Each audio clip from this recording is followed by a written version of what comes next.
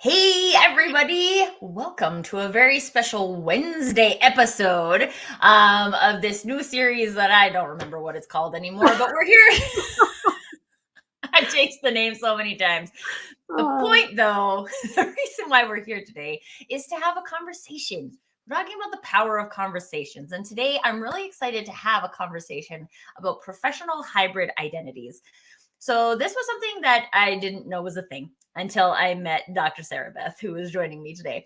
And it just is, I mean, when you have those moments when you learn a thing and you're like, oh, yeah, I knew there had to be something like that, but it's just not part of the conversation. And so today we're here to bring you guys into the conversation about professional hybrid identities. And you might be wondering, what does that mean? Because this is a new thing to me. I get the concept of a professional identity, but how do I get this hybrid working for me in a way that I get mhm. to feel authentic when I am at work? So before we get too deep into that conversation, a couple of things. First of all, for any of you who are joining us live, if you have any thoughts, insights, questions, comments, all the good pieces of conversation, please pop them in the chat. We would love to hear your voice. And if you have any questions, we want to specifically address those for you in our time together today.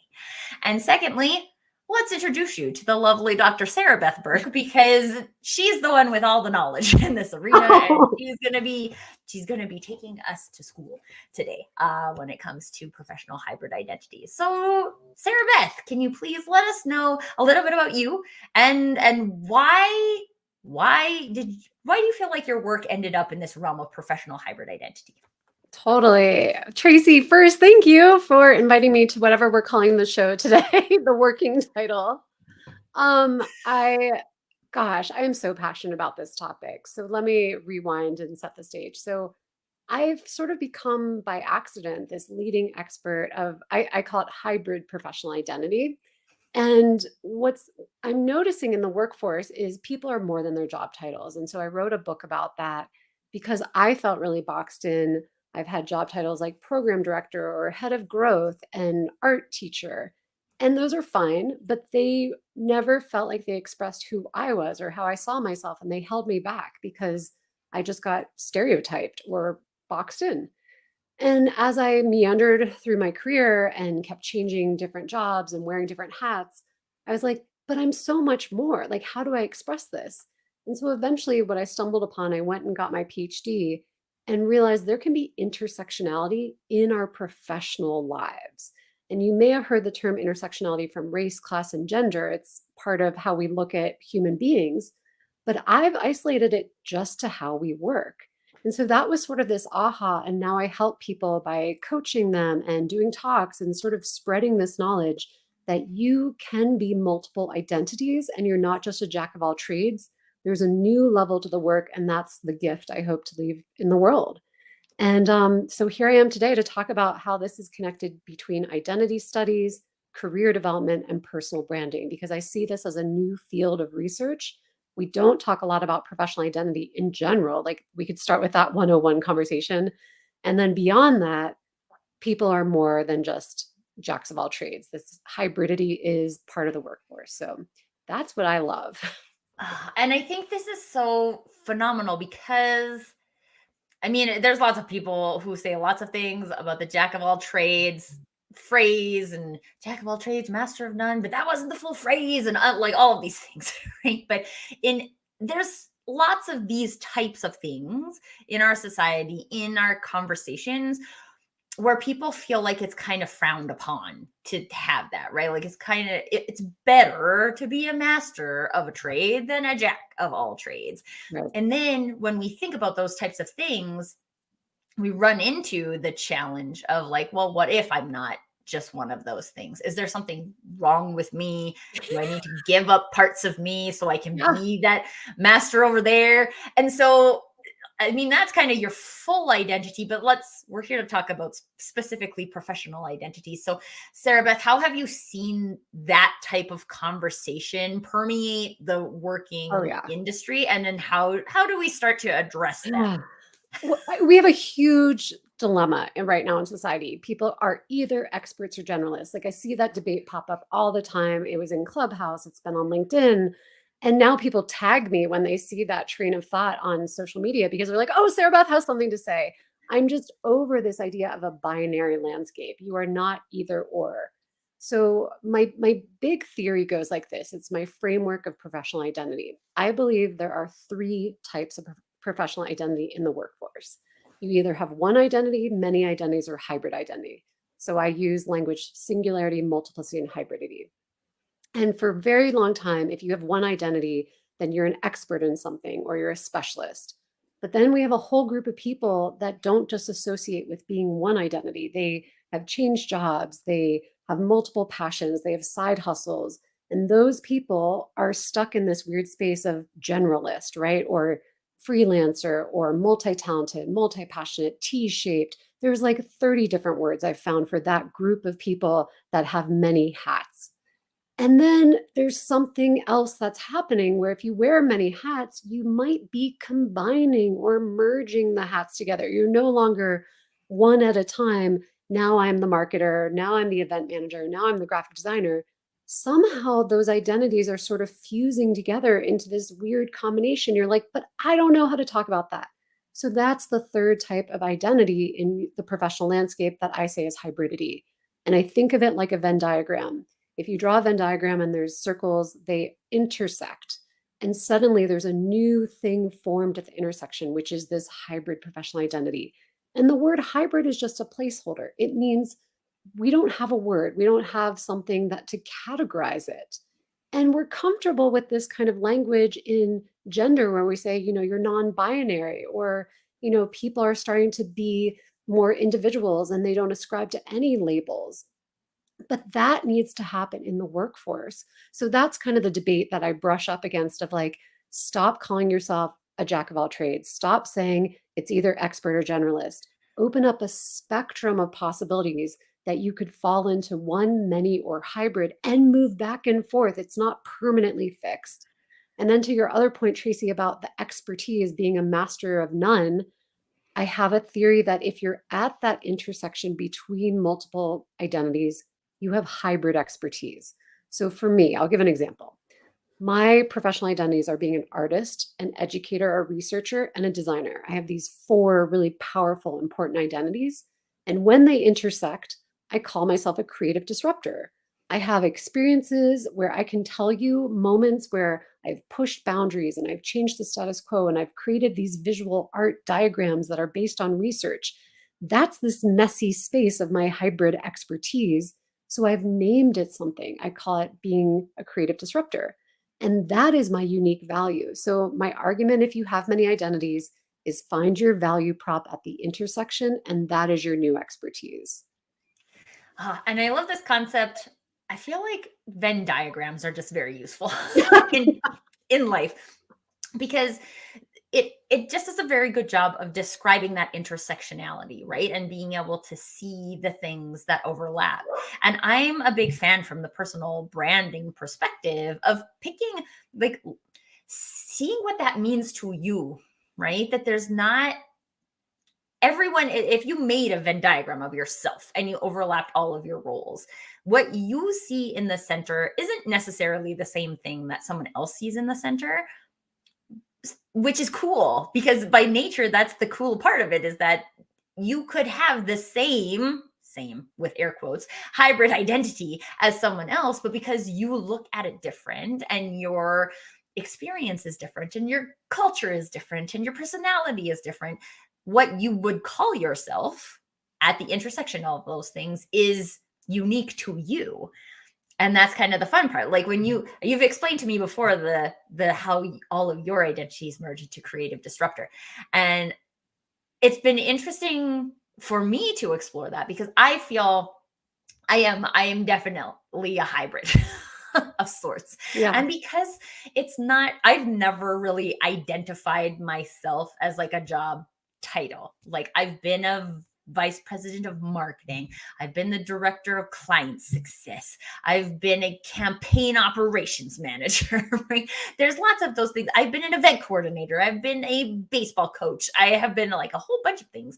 And when I think about me, and this is interesting because a lot of people don't identify with the word, but to me, everything all signs point to coach, right? And some people don't like the word Yeah. coach because whatever their experience of the word coach is. But to me, that's all of the things I have ever done are about coaching people and creating experiences. And this Mm, is who I am. It's not what I do. yeah. And so a title might align with that, which is good, but a title is not who I am, and who I am is not my title. Hence the title of your book, more than my title.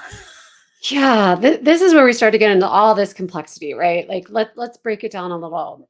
Identity is who we are, and it's a big idea of multiple dimensions of self. So we have race, class, gender, social, personal, political, cultural, all kinds of identities that make us us. And actually, we have a name for that. That's your name, Tracy, and my name is Sarah Beth. Like we call ourselves something to represent the different identities.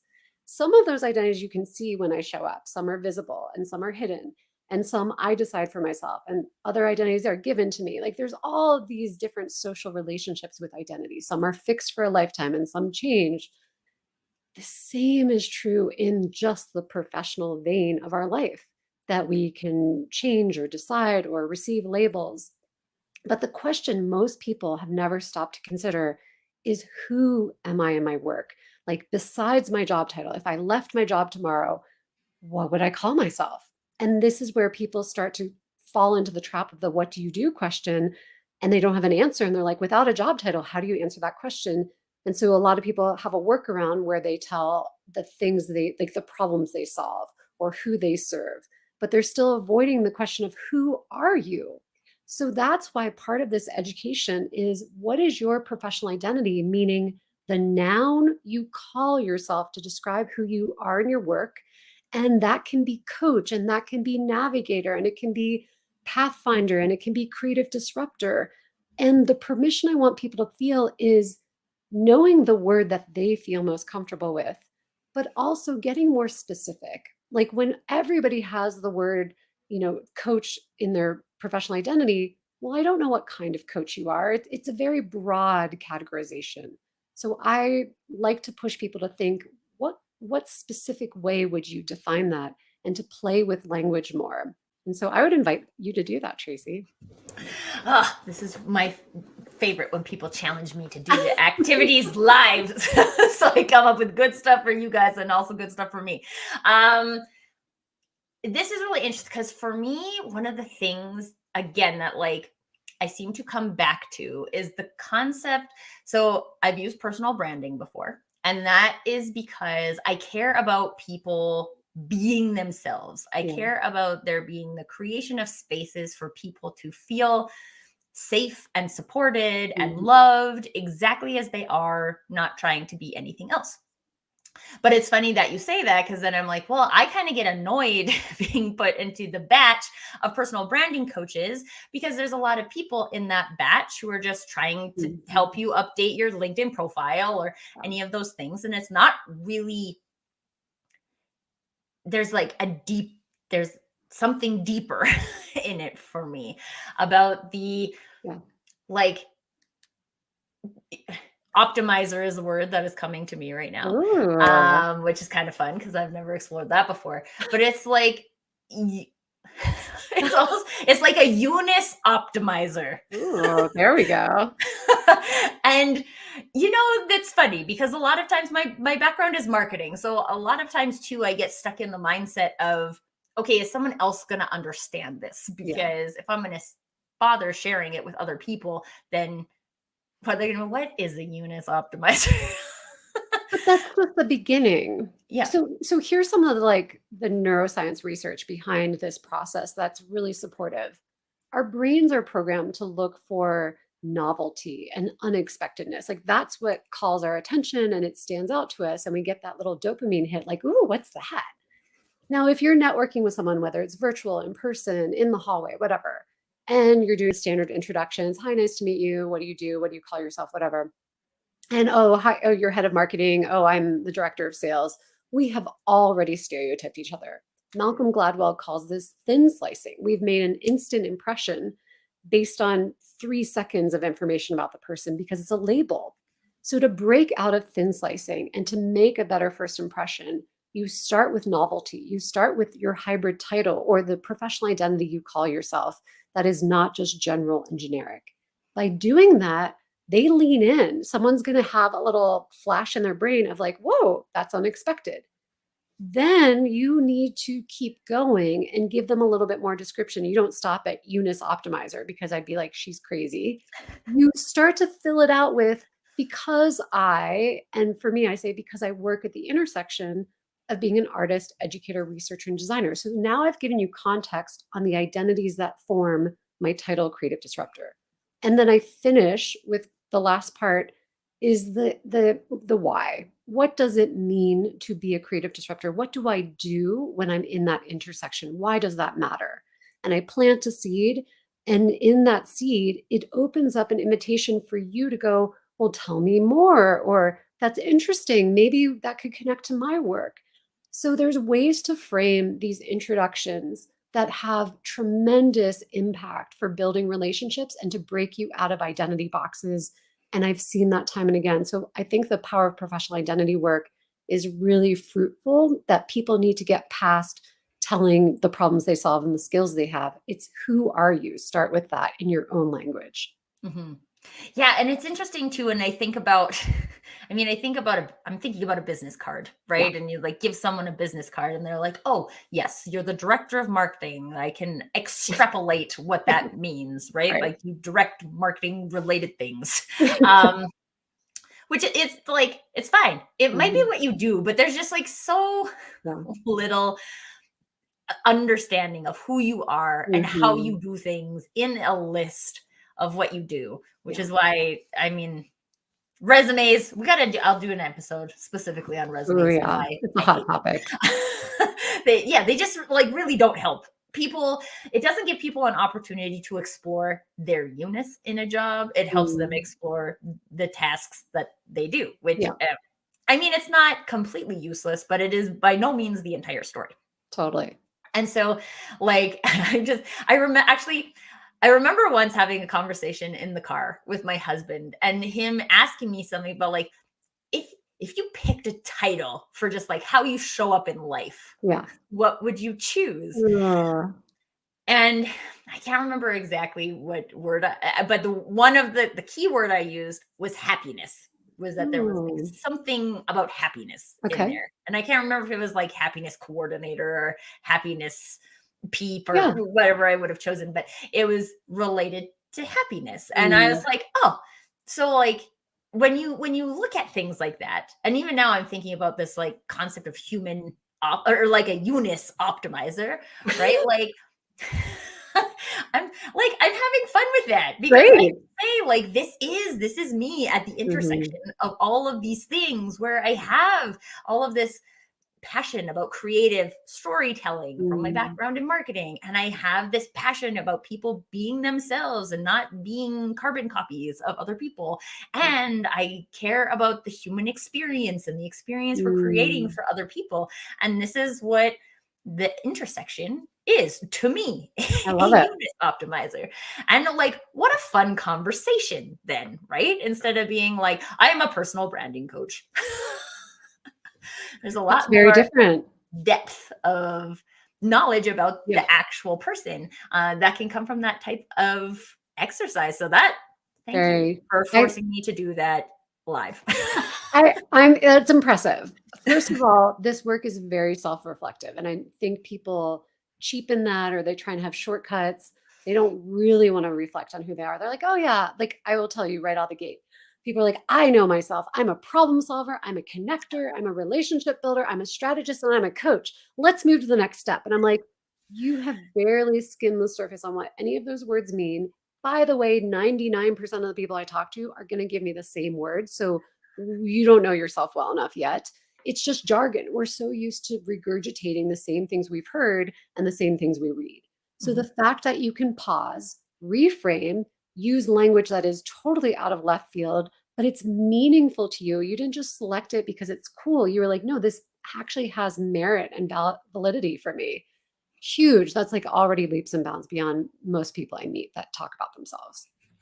Well, and And this is again like how I feel about personal branding, right? Like this is work that we do. It Yeah. isn't about like changing our profile picture on LinkedIn and changing our tagline and then being like, I'm good.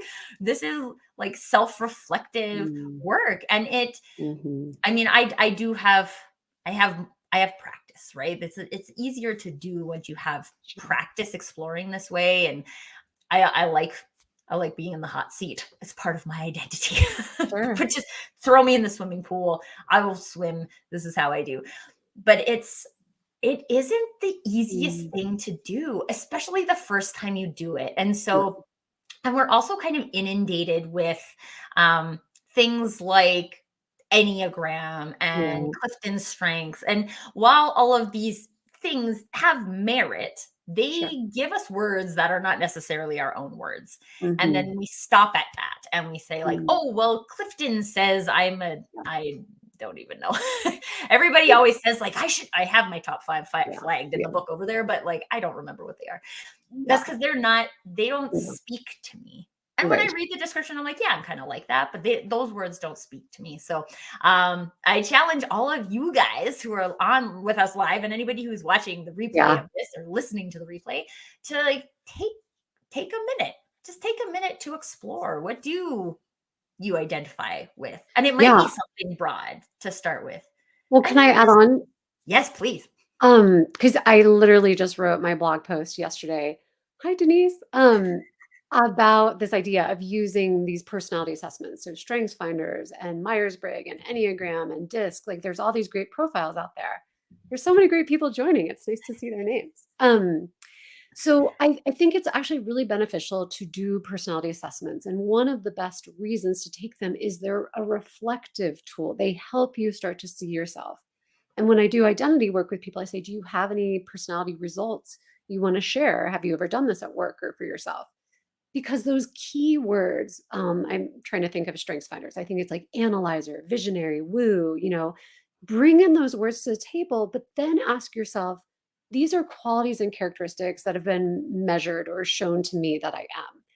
But what does it mean about the bigger picture of who I am? When I am the analyst and the visionary and the woo, collectively, what does that bring as like a bigger identity to the table? So I think it's a way to start the breadcrumb trail to get insights about ourselves until we can reveal the truer identity behind it.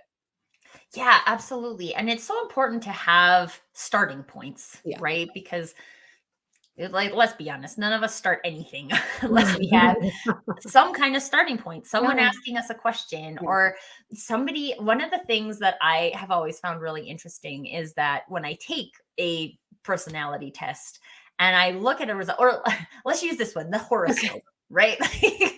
Sometimes the horoscope is super accurate and Yeah. sometimes you're like Yeah. that no, not accurate. I remember once going through it with like my whole family Uh-huh. and it being like 80% accurate. And you'd Sure. be like, yeah, yeah, yeah. Oh, but no, not really that. Yeah. Right. Like, and I think it's so amazing to use that as a kickoff point as well. Mm. Those places where you're like, oh Mhm. no, that's not me. Yeah.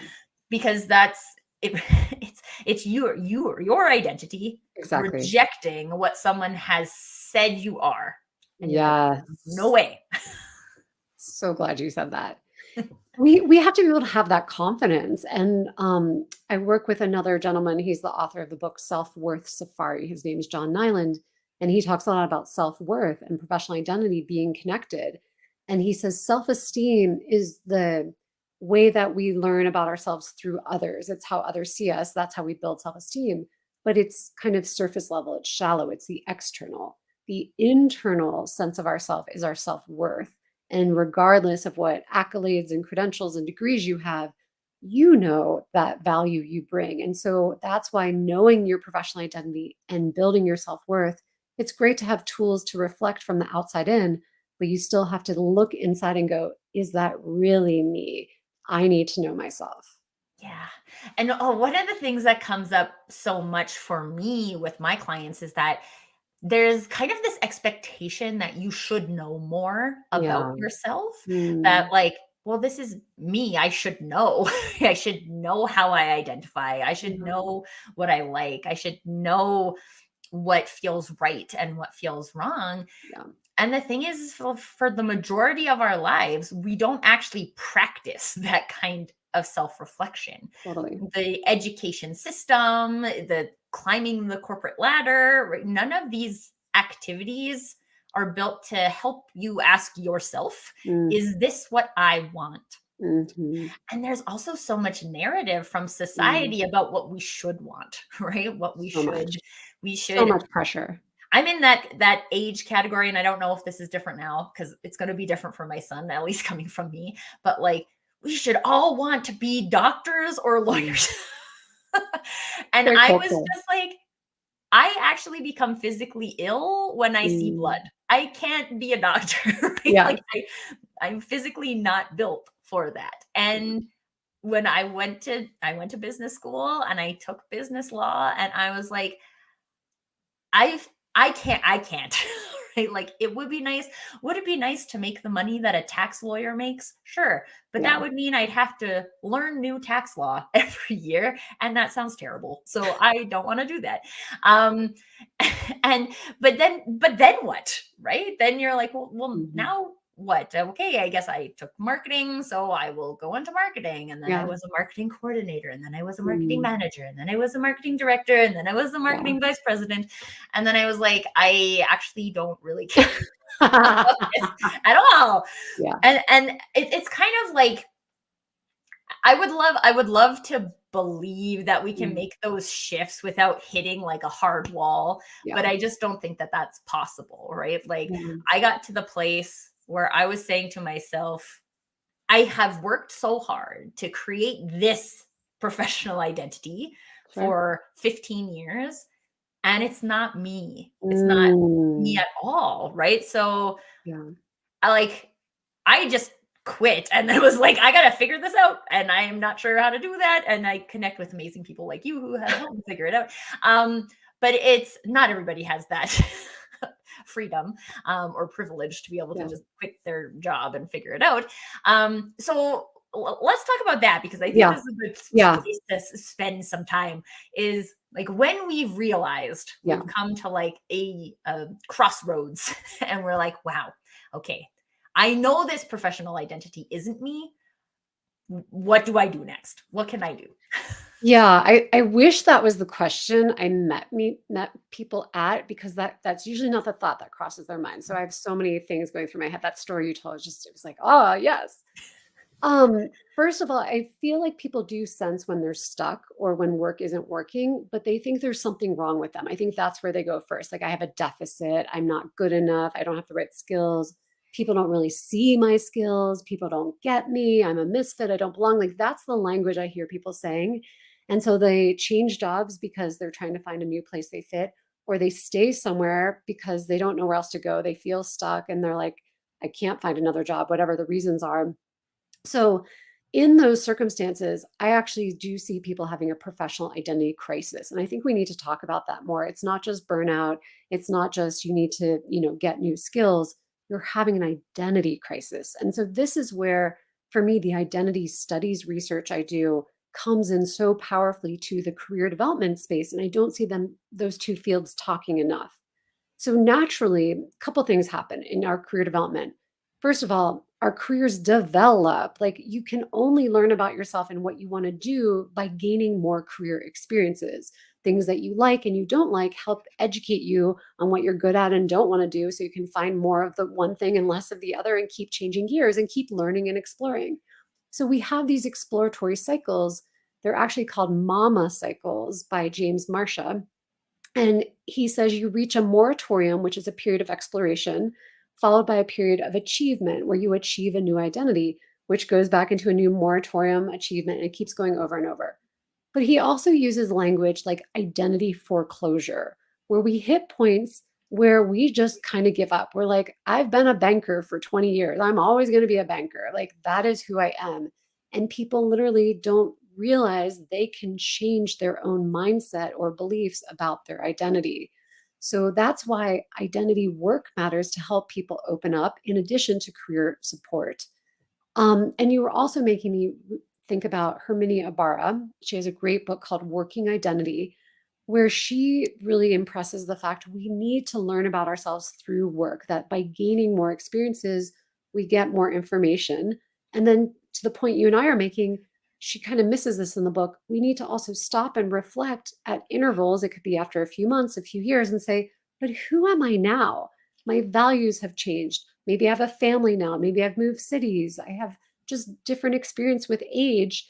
And what has all this work experience done? And look inside to reflect, am I on the right path? Is this who I want to be? And what do I want to be next? And to come into these zones of outward reflection and inner reflection.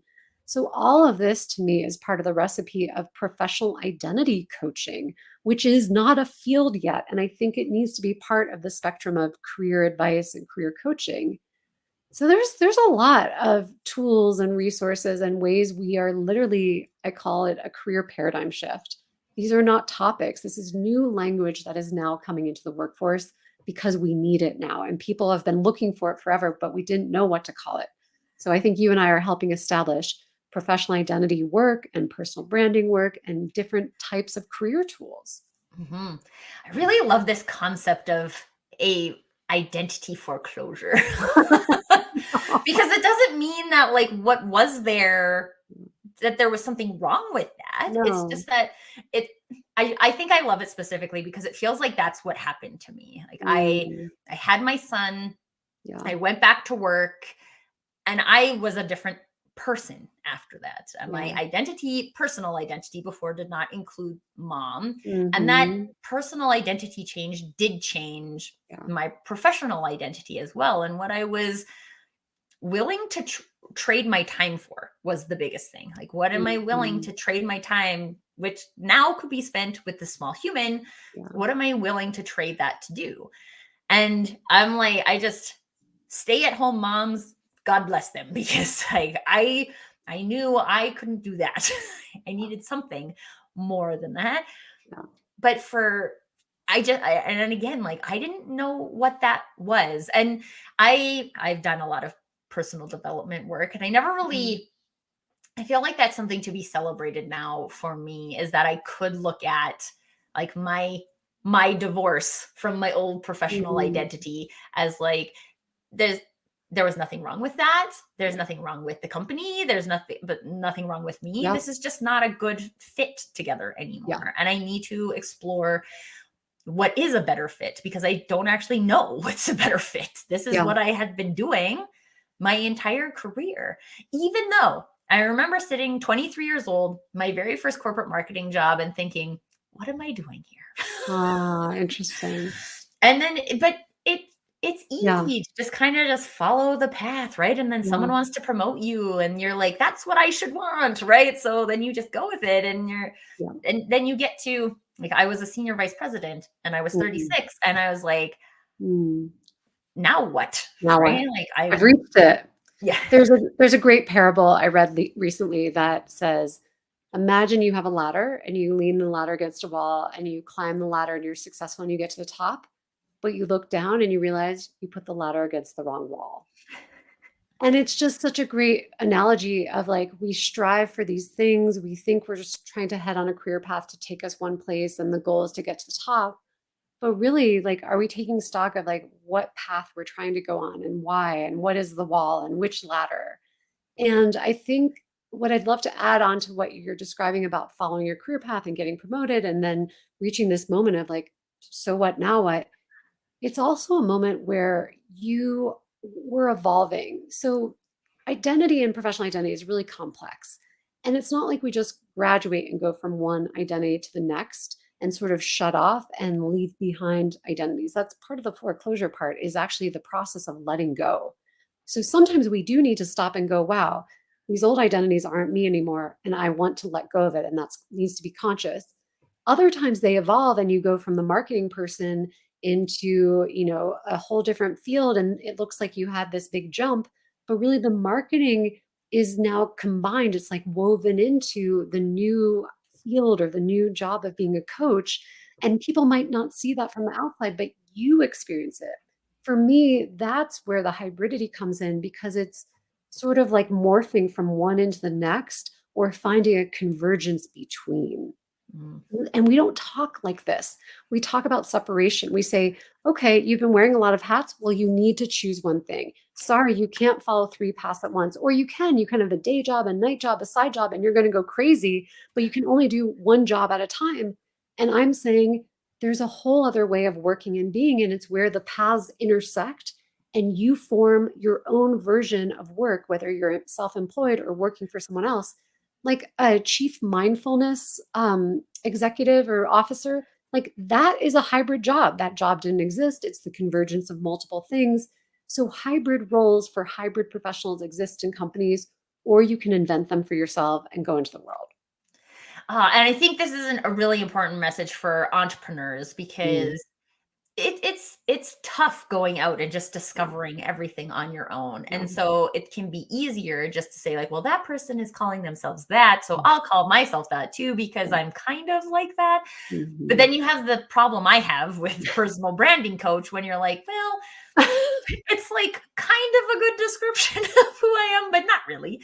And I think this is really powerful though because I was actually forced to do this in my corporate career. I had to choose between client success and Mm, marketing. And this okay. is what my CEO made me choose. And I think perhaps that happens to a lot of people, right? It's almost like Mm, someone says, nope, you can't be hybrid. You yeah. have to choose one.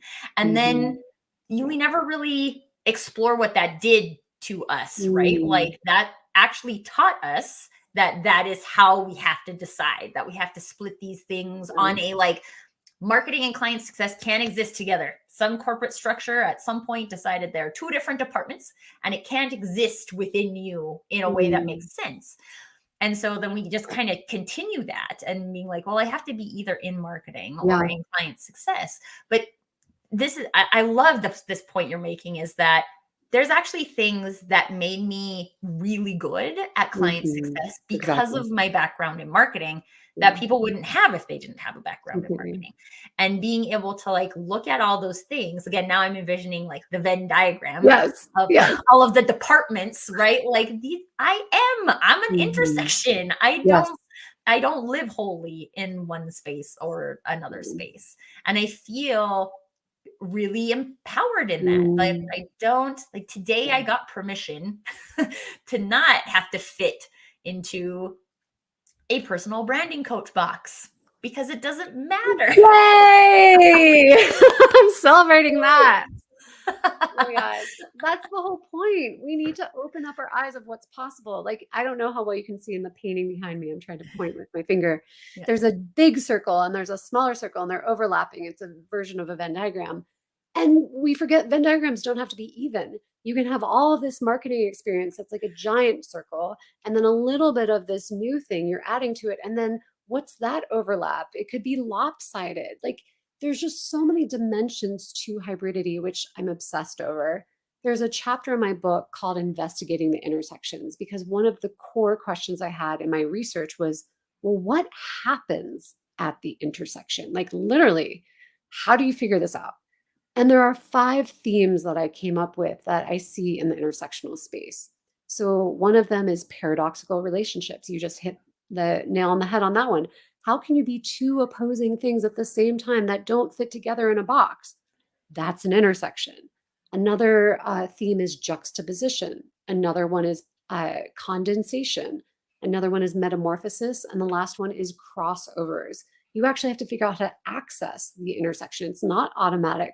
People think, oh, if I know that I'm a hybrid, I'm just automatically in my hybridity. That's not the case. It tends to be something you have to figure out and look for these doorways between. How do I connect being an artist with my researcher, with my designer identities? Takes a little bit of while to see that. Yeah. And I think it is something. It takes time and it takes exploration, right? Yeah. It's not just like Yeah. a light switch where we just turn it on and we Yeah. haven't figured out I've discovered I'm gonna be hybrid today. So bloop, now I am. Exactly. People tell that to me. They're like, Sarabeth, I've nailed it. I'm a hybrid. I'm like, let's talk about that a little bit more. Well, and you might, right? Like you might be able to like for me today, I've got very good clarity on some of the pieces of my hybridity, but there's more to explore, There's more. right? There's There's a lot. always more, because I don't know this. I've never had this conversation with you before about how someone made me choose those two things. And I never thought about, well, how did that play out in the rest of my career? And how does that even play out in how I structure what I do now as a solopreneur? Because I don't have someone telling me that I have to do that anymore. And am I subconsciously doing it? I kind of am. And so now there's more to explore there, because I didn't know that until 10 minutes ago. Yeah, and part of this framework too is developmental. I say you can be an emerging hybrid or an established hybrid. Emerging is probably where we're at today in the conversation. You're just learning about this, you're trying some things on. There's a lot of experimentation, exploration. You don't have the language perfect yet. You don't have the whole visual of like, what does my hybridity look like and how do I describe it? So in those early stages, when you're just figuring it out, trying it on, that's the emerging side of your hybridity. And then later, as you feel more confident, you know how to talk about it with authority, you can point to moments you're like, oh, this is me in my hybridity, and this is me when I'm in my singularity. Like now you've got mastery, now you're more established and settled in it. Mm-hmm. And mastery doesn't come like that.